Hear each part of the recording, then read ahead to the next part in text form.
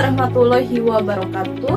Para hadirin yang saya hormati, sebelum memulai pada pembahasan, perkenalkan terlebih dahulu nama saya Afalah Rahma dengan nomor NIM 228101048 dari Prodi PAI UIN Siber Syekh Nurjati Cirebon.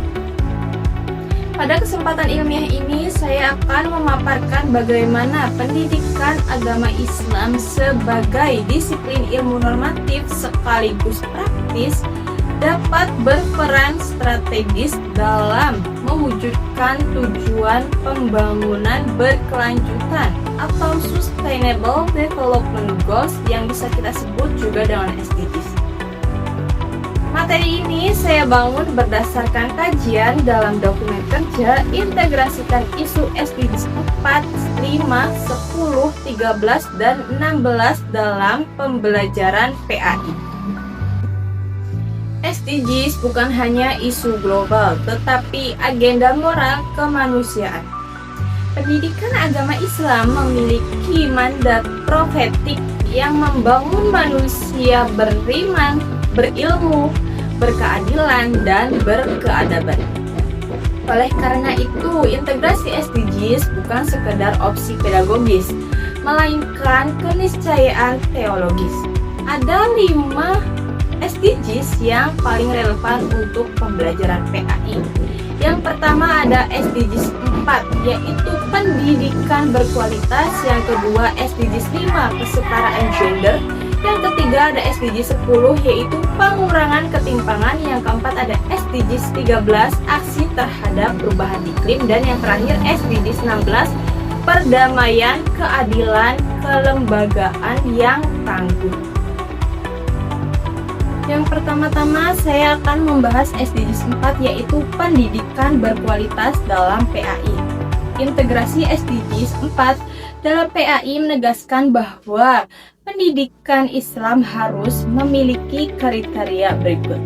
Yang pertama, inklusif, ramah semua peserta didik, termasuk penyandang kebutuhan khusus. Yang kedua, berorientasi keterampilan abad 21 seperti literasi digital, pemakaian kritis, dan kolaborasi.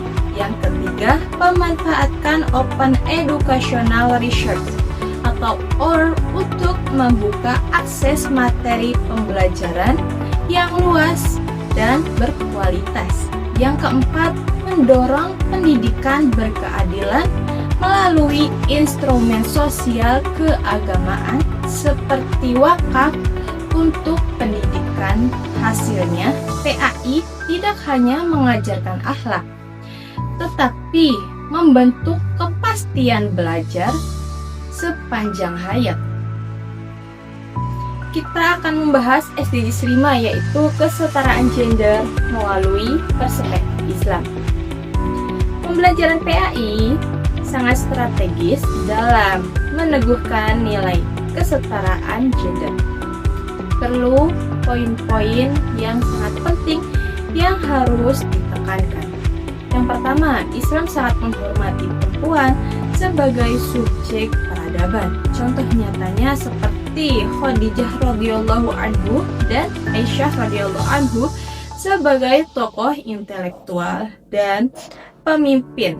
Yang kedua ada PAI harus menghapus stereotip gender yang membatasi partisipasi perempuan dalam pendidikan dan ruang publik.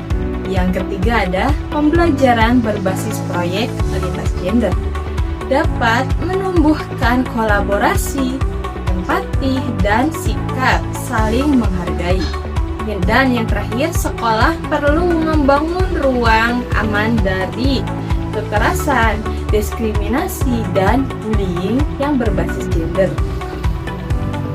Dengan demikian, guru PAI menjadi agen penting dalam membangun budaya sekolah yang adil dan responsif gender.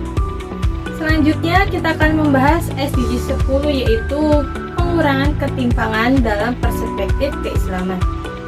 Islam menegaskan prinsip al-adlu wa al-ihsan, yaitu keadilan dan kebijakan sosial. Integrasi SDGs dalam PAI dapat dilakukan melalui berikut. Yang pertama, penguatan ajaran keadilan sosial, anti diskriminasi, dan penghargaan terhadap keagamaan.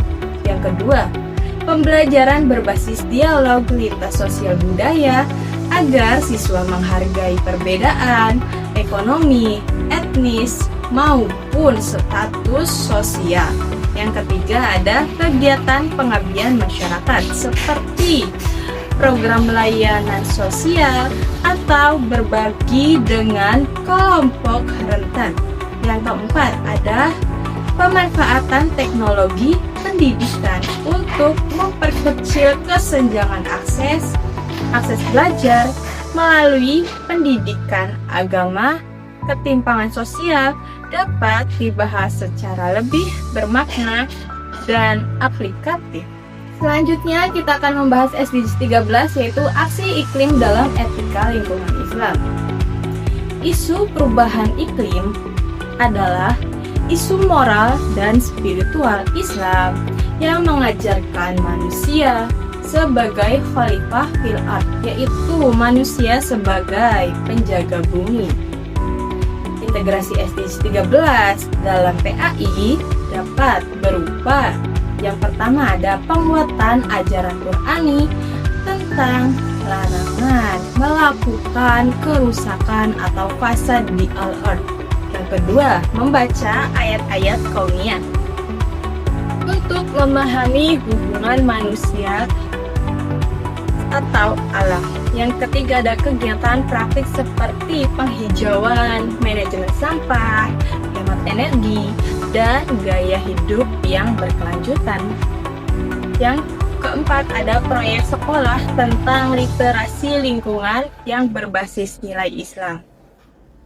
Dengan ini, peserta didik bukan hanya memahami konsep, tetapi perubahan iklim tetapi terdorong melakukan untuk aksi nyata.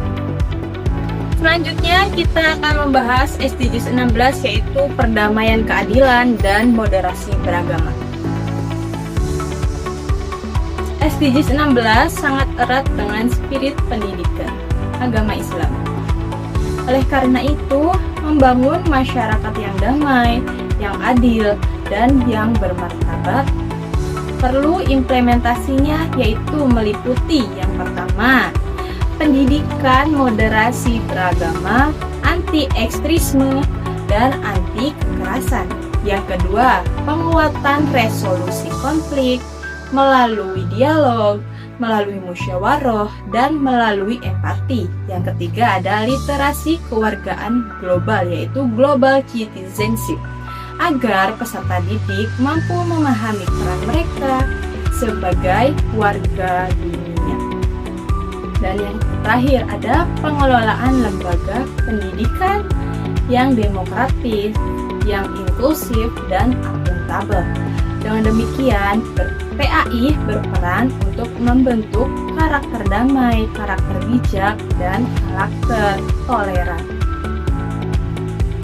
Dengan demikian, model integrasi dalam pembelajaran, beberapa model implementatif yang dapat diterapkan yaitu Project Based Learning atau PJBL yang berbasis SDGs, dan Case Based Learning tentang keadilan sosial, lingkungan, dan gender.